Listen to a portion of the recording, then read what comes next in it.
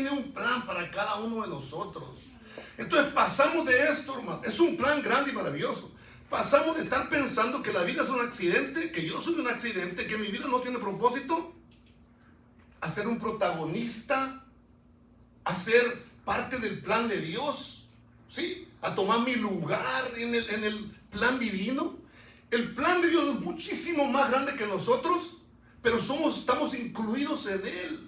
Somos participantes de ese plan. ¿Comprende, hermano? No están por accidente. Dios los hizo nacer en este tiempo y tiene un plan para que ustedes lo lleven a cabo. Son protagonistas, hermano. Ustedes ven a ver una película, siempre hay una persona en la cual la cámara se enfoca más, y él es el héroe o es el villano, qué sé yo. El protagonista de la película, la estrella de la película. En cierta forma, cada uno de nosotros en el plan de Dios tenemos un protagonismo. Sí, cada uno de nosotros, lo vemos en la Escritura. No podemos luchar contra ella. Dice que Él lo estableció y lo determinó de esa manera. Entonces, ese rincón que es tu mundo, donde tú vives tu mundo, Dios te puso allí para que tú llevaras a cabo el plan que Dios tiene específicamente para ti. Cada uno de nosotros tiene su propia jornada, su propia misión, su propio trabajo. Nadie puede hacer el trabajo que cada uno de ustedes puede hacer. ¿Sabía eso? Nadie puede hacer lo que cada uno de ustedes puede hacer. Dios les dio a cada uno una manera de hablar, de dirigirse, de ayudar, de servir, de lo que sea. Dios se los dio para que lo lleven a cabo. Y si nosotros pensamos que estamos por accidente, que me casé aquí porque es la que ya, pues es lo que me tocó. No, Dios tenía un plan específico para eso, aún las experiencias que parecen que no tienen sentido. Dice la Escritura que todas las cosas le ayudan para bien. Hay un plan específico. Cuando Esther, la sobrina de Mardoqueo, no Esther Peñalosa, se estaba excusando, hermanos, de sus responsabilidades, cuando la escogieron para reina, Mardoqueo fue y habló con ella y le dijo, oye, ¿qué vas a hacer? Quiso excusarse, quiso salir del embrollo ese, no quería la responsabilidad. Y le dijo, a lo mejor tú estás allí, ¿verdad? Porque es el plan de Dios. Para esta hora Dios te puso allí, ¿me entiendes? Entonces tenemos que cambiar nuestra manera de ver la vida, nuestra vida, y verla como el propósito de Dios, y preguntar, no por qué estoy allí, sino para qué estoy allí. ¿Cuál es mi función? ¿Cuál es mi parte? ¿Verdad? Un hermano me acuerdo que llegó a la iglesia y me dice, hermano, dice, ¿por qué no empieza un estudio bíblico? Bueno, a lo mejor Dios te trajo aquí para que empieces una reunión de oración a tal hora. Quería empezar un ministerio de oración, ¿verdad? A lo mejor Dios te está poniendo eso a ti, ¿me entiendes? Entonces, Dios tiene un plan para cada uno de nosotros, un propósito, ¿me entiendes? No hay nada de accidente. Hermano, si Dios sabía dónde andaban estos hombres, Dios supo cuándo Jesús iba a nacer, el mejor tiempo apropiado, porque había el idioma común, había las calles para viajar y todo. Dice la Escritura, hermanos, que Él conoce a las estrellas por su nombre, te conoce a ti también. Dice la Escritura, hermano, que Él se encarga de alimentar los pajarillos y de vestir a las flores. Él se encarga también de asegurarse que tú tienes el equipo que necesitas para llevar a cabo el propósito que Dios tiene para ti, ¿me entiendes? Mire, a Job, cuando el Señor hablaba con él, Job quería razones de por qué Dios actuaba de un modo, no estaba de acuerdo Job, cómo Dios hacía las cosas, básicamente. Como muchas veces nosotros no estamos de acuerdo. Sin embargo, viene Dios y le pregunta, miren la pregunta tan tierna que hace en Job capítulo 38, verso 41. Fíjense, miren, dice, ¿quién, le dice el Señor a Job? ¿Quién prepara al cuervo su alimento? Piense en eso, hermanos. Piense en eso. Es un cuervo. ¿Quién le preparaba? Y está preguntando a Job, le dice, ¿quién tú crees que hace que el árbol genere lo que va a comer el cuervo o el alimento que los cuervos comen de todo? Y es Dios el que lo prepara. ¿Entiendes? Es una declaración muy tierna y muy poderosa, ¿verdad? ¿Quién prepara al cuervo su alimento? Dice, cuando sus polluelos claman a Dios y andan errantes por falta de comida. Dios es maravilloso y Dios tiene cuidado de nosotros y nos conoce y nos puso en el tiempo exacto, en el momento que nosotros deberíamos de estar Así que la pregunta no es por qué estoy aquí. Ellos estaban ahí y se brincaron a esa ciudad de seguro, pero tenían buscando el plan de Dios, el plan celestial, lo que Dios les había llevado para hacer. Y este verso número 2. Y Pablo dice, como acostumbraba, fue a ellos y por 3 días de reposo discutió con ellos. Pablo no improvisaba, hermanos. No hacía nada nuevo, hacía las cosas del mismo modo. Sabíamos qué esperar de Pablo, hermano. Era consistente. ¿Me entienden? Pablo no estaba tratando de impresionar a nadie, no estaba tratando de hacer las cosas más modernas. No. Estaba haciendo las cosas del mismo modo como se habían hecho siempre. Incluso a los filipenses del apóstol Pablo les escribe, les dice, hey muchachos, a mí no me cuesta ni nada escribirles las mismas cosas. Sí, no me cuesta nada. No estaba buscando protagonismo. Le estaba estableciendo firmemente el fundamento de Dios. Cristo murió por nosotros, ¿verdad? Es lo que es el mensaje de Pablo. Él decía, ¿verdad? No le puedo hablar de otra cosa, le voy a hablar de Cristo nada más. Entonces, no hacía nada nuevo, hermanos. En otro lugar, Jeremías 6:16 dijo, volveos a las sendas antiguas, a la misma cosa, pues lo que funciona, lo que da vida, a buscar el testimonio de Dios, lo que ya Dios hace. Fíjense cómo dice Jeremías, así dijo Jehová, paraos en los caminos y mirad y preguntad por las sendas antiguas, cuál sea el buen camino, y andad por él, y hallaréis descanso para vuestra alma. Las sendas antiguas, ¿sí? Son nada nuevo. Pablo no estaba tratando de ser moderno, no estaba buscando hacer nada nuevo. Él llegaba y hacía la misma cosa, como acostumbraba, dice. Y fíjense, no iba corriendo, no llevamos un mensaje de 1 minuto. He escuchado, hermanos que dicen, no, pues un sermón de 1 minuto. Porque en un tiempo donde queremos el estímulo rápido, donde no tenemos una atención muy larga, por así decir, ¿verdad? Hoy Pablo se sentaba con ellos 3 días de reposo, sin prisa, discutiendo con ellos, conversando con ellos, ¿verdad? Contestándole las preguntas, ¿verdad? Yo sé que hoy día queremos todo rápido, y si no funciona algo rápido nos cansamos, ¿sí? Si estamos acostumbrados a ese sistema. Dios guarde, se tarde mucho la mesera en el restaurante, hermanos, o en el drive-thru, o qué sé yo, ¿verdad? Es la vida que llevamos. Pero Pablo estuvo 3 semanas, hermano, 3 semanas explicándoles la misma cosa, diciéndoles lo mismo. Y yo me encuentro muchas veces hablando con mi familia, con mi esposa, con mis hijos, y es el mismo mensaje, la misma cosa. Guarda la fe, acércate a Dios, sé generoso, sirve, da. Porque yo sé que esas son reglas, son leyes físicas, espirituales, que funcionan. Acércate a Dios. No hay un camino más mejor. ¿Entiendes? Lo mismo. No hay un mensaje distinto. Entonces Pablo estaba asegurándose de eso, discutiendo con ellos. Dice el verso 3, declarando y exponiendo, dice, por medio de las escrituras. Cuando habla de declarar, está hablando de abrir, les abría el entendimiento, les explicaba las escrituras, y es la misma palabra que Jesucristo utilizó cuando le dijo al que estaba sordo, que se abrieran sus oídos. Es el mismo. Entonces Pablo hacía lo mismo, ¿verdad? Les abría las escrituras, dice que era necesario que el Cristo padeciese y resucitase de los muertos, hermano. Era necesario. Porque la paga del pecado es la muerte, lo sabemos todos. Ahora, pregunta número 1. ¿Cómo sabe usted que Jesús pagó por nuestros pecados? ¿Cómo sabemos? La Escritura dice que la paga del pecado es la muerte. Ahora, ¿cómo sabemos que Él pagó por nuestros pecados? ¿Cómo sabemos que nuestros pecados han sido cubiertos por lo que hizo Él? Si un hombre lo envían a la prisión y usted lo ve caminando, quiere decir que ese hombre ya pagó la deuda que tenía con la sociedad y por lo tanto está libre. ¿Entienden? Entonces la razón que Dios, que sabemos el recibo, la prueba de que sabemos que Jesús pagó por nuestros pecados, es que Él resucitó. Esa es la prueba. Si usted no sabía que cuando dice la Escritura que Él resucitó para nuestra justificación, es porque podemos ver que Él resucitó, quiere decir que pagó la deuda, porque la muerte era la prisión.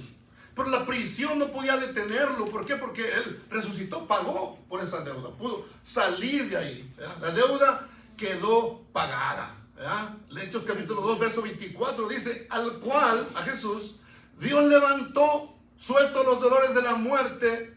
Dice, por cuanto era imposible que fuese retenido por ella. A un hombre que ya pagó la deuda de la sociedad, la ley no le puede hacer nada. No lo puede ir a arrestar por la misma cosa. Nadie puede ser juzgado 2 veces por el mismo crimen.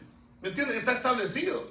Pagaste la deuda, ya no te pueden retener. No te pueden ir y buscar y volverte a encerrar. Entonces, el Señor enfrentó la muerte para que nosotros no tuviéramos que enfrentarla. Juan capítulo 8, verso 51 dice, de cierto os digo que el que guarda mi palabra nunca verá muerte. Él sí la vio, nosotros no la veremos, la muerte. ¿Ok? Entonces dice, era necesario que el Cristo padeciese. Miren, hermanos, esto es algo tremendo. Hay 2 lugares, ahí está el cielo y está el infierno. En el infierno hay más justicia que en el cielo. ¿Se había pensado eso? En el infierno todo el mundo recibe lo que se merece, el lugar más justo. En el cielo no. ¿Entienden? En el cielo reciben la bendición de vida eterna, de perdón de pecados, la herencia de un reino, la comunión con el pueblo de Dios, una vida eterna, tesoros escondidos, una ciudad no creada por ningún hombre, ¿me entienden? No es algo que merecemos. El cielo no es un lugar de mucha justicia, o no es el lugar más justo, porque nosotros no merecíamos todo eso, sin embargo se nos dio. El infierno es el lugar justo, porque ahí la gente está recibiendo lo que merece, ¿me entienden? Entonces era necesario que Él padeciera para poder salvarnos y que nosotros tuviéramos acceso a ese lugar tan maravilloso y a esa presencia de Dios tan maravillosa. Y nosotros, al pensar en que nos llama colegas, en que nos llama amigos, en que nos llama hermanos, y el pensar que un día el Señor, dice la Escritura, que nos va a servir en la cena de las bodas. Jesús nos va a servir. Hermanos, eso es algo increíble para mí. Eso es algo increíble. Entonces, vemos ahí que era necesario que el Cristo padeciese. Entonces Pablo venía semana tras semana, declaraba exactamente lo mismo. Jesús, a quien yo os anuncio, es el Cristo, es el ungido. No es una religión como el judaísmo, el budismo, todo lo que cabe en ismo. Es una persona. ¿Por qué es importante eso? Porque Jesús es el único que pudo morir, que pudo resucitar, que pudo pagar por nuestros pecados, que pudo tomar nuestro lugar. Ninguna religión puede morir por usted. Ninguna religión puede pagar por los pecados tuyos y mis pecados. No pueden hacer, no pueden resucitar por mí. ¿Me entiendes? Se necesitó de Jesús. Ese era el mensaje de Pablo. A Jesús, dice, ese es el que necesita. No puede tener la religión del judaísmo, porque no puede hacer nada por ti. No importa qué religión tomes. ¿Entiendes? No importa cuán bueno seas. No, se necesita, la paga del pecado es la muerte. Era necesario que muriera en la cruz el Señor y pagara por nosotros. ¿Sí? Entonces Jesús murió y resucitó. La muerte no lo pudo detener, ¿verdad?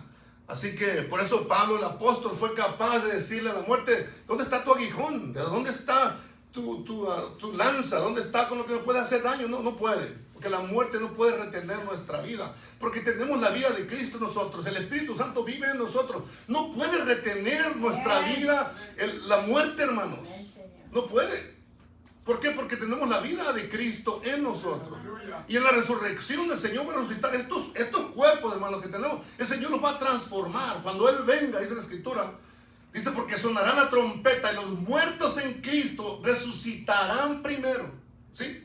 Los que están muertos, hermanos, cuando la trompeta suene, el Espíritu de Dios nos va a hacer que se levanten. Y esos mismos cuerpos van a ser transformados. Todos nuestros huesos, así que y dice la Escritura que el Señor va a restaurar todo.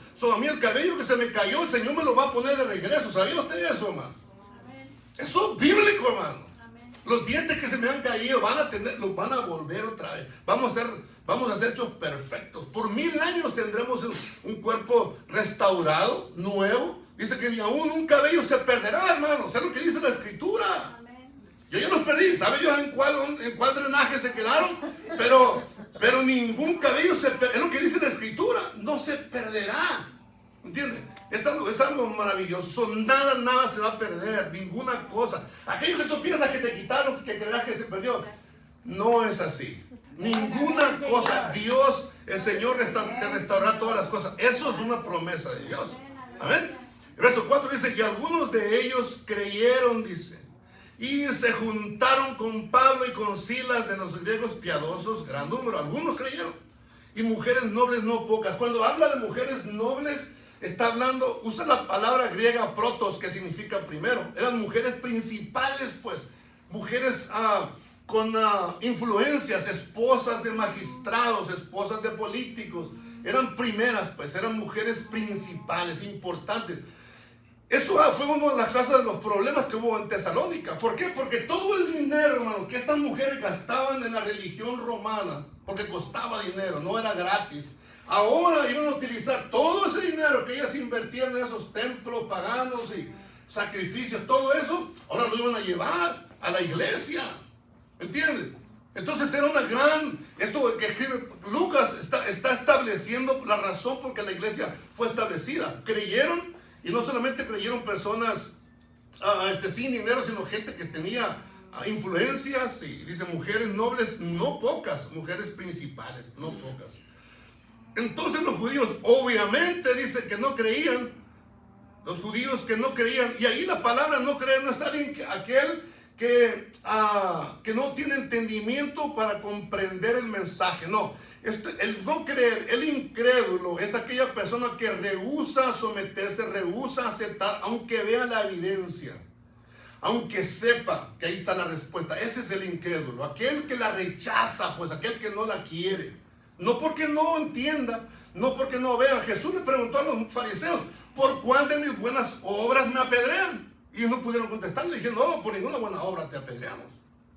Porque ellos no podían aceptar el mensaje de Jesucristo. Esa es la única razón. Entonces, cuando usted habla con alguien que no quiere creer en Dios, con un ateo. El otro día venía hablando con un musulmán.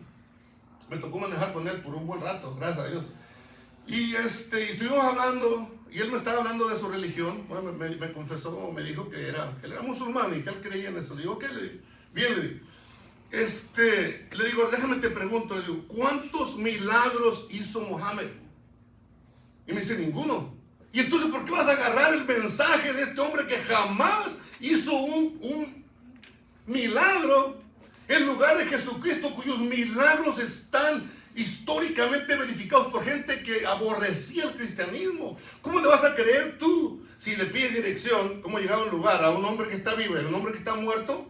Obviamente vas a querer la dirección del hombre que está vivo. No vas a venir acá con aquel, porque no te puede dar dirección. No resucitó, o Buda, o Confucio, quien tú quieras. Jesucristo es el único que ha resucitado de entre los muertos. Su testimonio es verdadero. ¿Me comprenden? Entonces, algunos de ellos no creyeron, no quisieron la evidencia, hermano. ¿Sí? Y dice, teniendo celos, ¿verdad?, tomaron consigo a algunos ociosos. Estaban perdiendo influencia entre la gente. Van, hermanos, y contratan a una banda de gente, como lo hacen todavía hoy los políticos.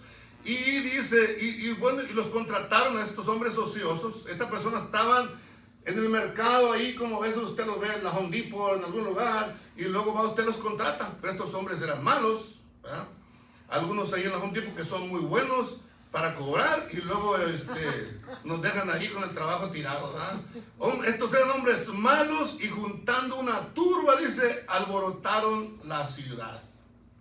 ¿Sí? Fueron estos hombres contratados con ese propósito, alborotaron la ciudad y asaltaron la casa de Jasón, procurando sacarlos al pueblo. Mire, Jasón, hermano, llegaron los hermanos, los vio, él siendo un judío hospitalario, recordando de que así se acostumbraba en la antigüedad a ser hospitalarios con los otros hermanos, pues les abre la casa, ¿verdad? Los hospeda y viene entonces a pagar un precio también, ¿verdad? ¿Por qué? Porque también lo envolvieron en esto que está pasando. Él no predicó, él no era un apóstol, pero los estaba, aiding and abetting, estaba ahí de su lado y pues era parte también, iba también a llevar parte, ¿verdad? Entonces algunos creyeron, pero los judíos que no creían, tomando consigo algunos ociosos, alborotan la ciudad. ¿Cuál era lo que está pasando aquí, hermano? ¿Qué es el hecho tan fuerte que está pasando? Número uno, el hecho era que el mensaje estaba siendo aplastado, ¿sí? Lo estaban deteniendo. El hecho era que la ciudad se volteó contra ellos. Número dos, el hecho es que todo indicaba que no iba a funcionar este asunto. Piense todo esto, hermano, porque esto aplica a su vida y aplica a la mía constantemente en nuestra propia vida. Piensen en eso, ¿ok? Su mensaje, su manera, su propósito de vida, lo que ellos estaban dedicando, estaba siendo aplastado. La ciudad no quería trabajar con ellos, obviamente estaba contra de ellos. Todo indicaba que no iba a funcionar. Pero necesito que vean esto, el testimonio de lo que dice la palabra, ¿sí? Dice esto, que la fe se sostiene frente a los hechos. Ejemplos. Los hombres, el hecho número uno es que los hombres de 99 años y las mujeres de 90 no pueden tener bebés. Pero Abraham y Sara los tuvieron, ¿verdad? El hecho es que si quieres tú sacar a un pueblo de Egipto, no buscas a un anciano de 80 años y al que lo persiguen para ir a sacar, para enviarlo que saque al pueblo. No haces eso, hermano. Hecho número dos. Hecho número tres, si quieres tomar una ciudad amurallada, no mandas a un ejército, a una banda de músicos, a darle vueltas a la ciudad para que se destruyan las murallas. No haces eso, ese es el hecho, esa es la realidad. Sin embargo, las murallas cayeron. ¿Me comprenden? Hecho número 4. Si quieres matar a un gigante de 3 metros, no mandas a un joven con 5 piedras. Mandas a lo mejor que tú tienes, al más grandote. ¿Me entiendes? No tiene sentido. Ese es el hecho número 4. Hecho número 5. Si quieres evangelizar al mundo entero, no buscas a Saulo de Tarso, porque él había jurado que lo iba a destruir, pero Dios lo hizo. ¿Qué les quiero decir con esto, hermanos? Dios tiene una historia larga de ignorar los hechos que tú enfrentas. No importa qué hechos enfrentas. A veces las cuentas no te van a cuadrar, pero a Dios no le importa. Dios, los hechos que tú enfrentas, tienes que verlos con los ojos de la fe, porque la fe es más fuerte que lo que está delante de ti, porque siempre ha sido así. Siempre ha sido así. Dios tiene un historial largo de que no le importan los hechos que estás enfrentando, hermano.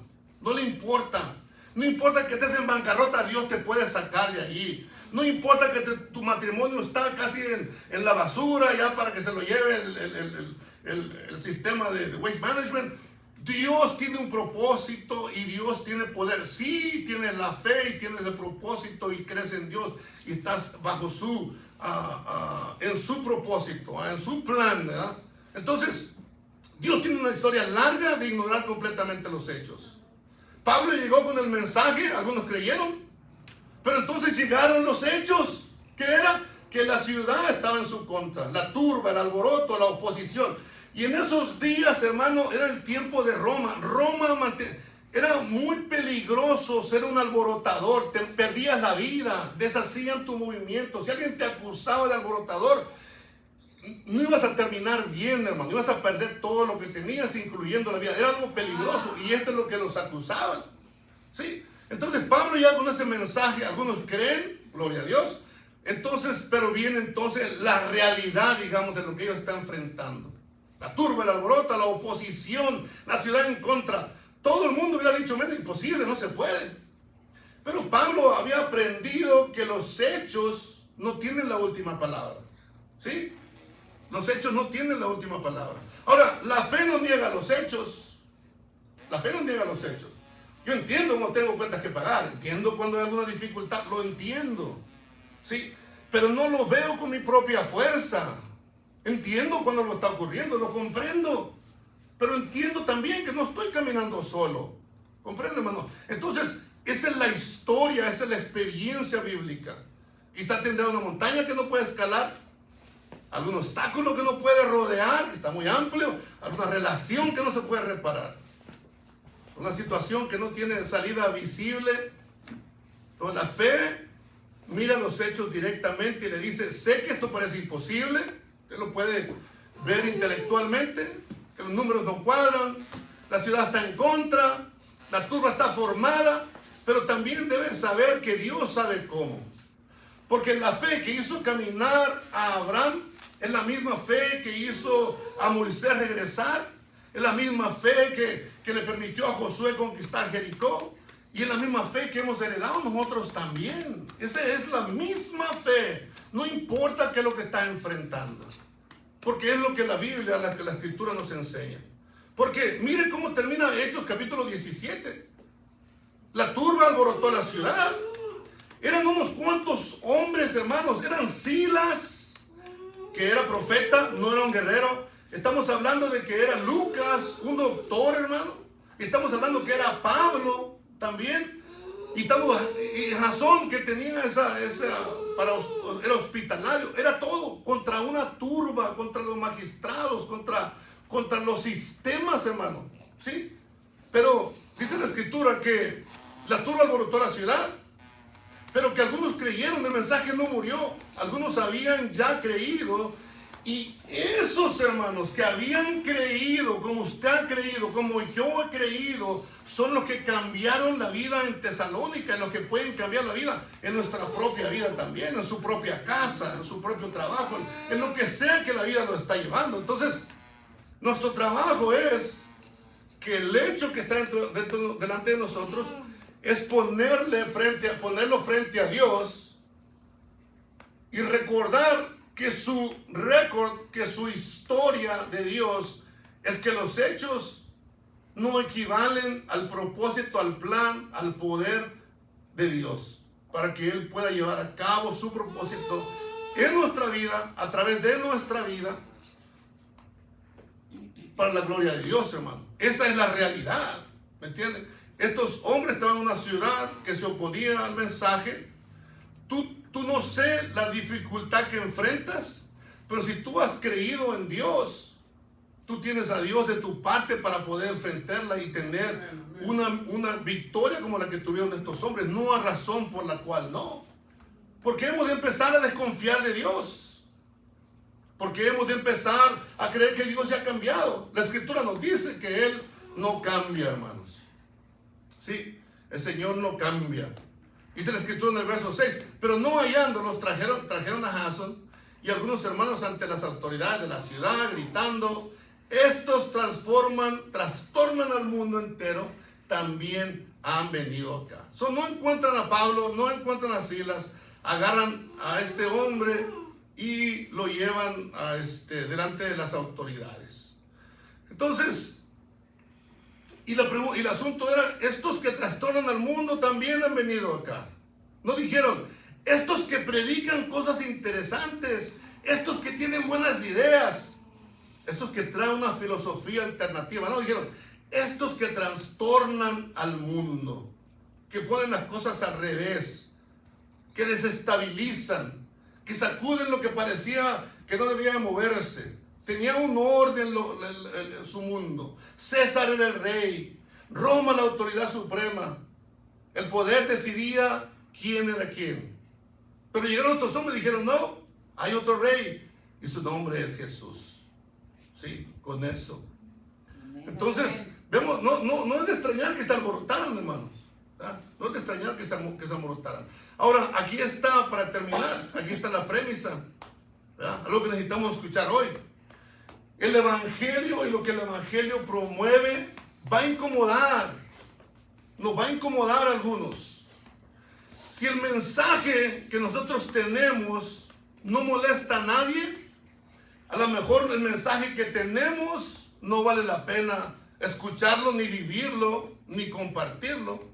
El Evangelio no es una decoración social, no es una motivación personal, no son consejos para vivir mejor, es una declaración de guerra contra todo el sistema que pone cualquier cosa en el lugar que le pertenece a Cristo, hermanos. ¿Me comprenden? Es una declaración de guerra contra todo sistema que pone a cualquier cosa o cualquier persona en el lugar que le pertenece a Cristo. Hay otro rey, decían. Y esas tres palabras desordenaron el mundo de ellos. ¿Por qué? Porque el dinero ya no era el que mandaba allí. Desordenaron el mundo del poder porque el poder humano tiene límites. Desordenaron el mundo del miedo porque el miedo pierde su fuerza frente a un rey que venció la muerte. Desordenaron el mundo de la autosuficiencia porque nosotros ya no somos el centro, porque hay otro rey. Y ese rey se llama Jesucristo. Jasón se quedó en la ciudad y se quedaron ahí Silas y se quedaron ahí también a Timoteo, y envían a Saulo, a Pablo, a continuar el viaje. Y se quedaron ahí y tenemos la iglesia de Tesalónica, la cual estaremos estudiando. La iglesia que recibió, hermano, revelaciones del apóstol Pablo acerca de la venida de Cristo, acerca de la resurrección de los muertos, acerca de las señales que vendrían antes de su venida. Una iglesia bendecida, hermano. Una iglesia a la cual Dios lo había enviado con ese propósito y el Señor cumplió con ellos. Si algo nos debemos de quedar con esto, es que los apóstoles fueron obedientes al llamado. Los apóstoles confiaron en que Dios era el que estaba al control. No vieron las cosas con los ojos físicos, sino con los ojos de la fe. Los apóstoles creyeron que Dios es el mismo. Y que el mismo Dios que hizo lo que hizo con Abraham, y que el mismo Dios que es el que hizo lo que hizo con Josué, y el que hizo con Esther y con tantos otros, el testimonio de Dios está ahí, está también ahí para nosotros, ¿verdad? Sé que tienes dificultades, y sé que tienes planes, y sé que tienes propósitos y temores, pero los apóstoles también los enfrentaron, y la única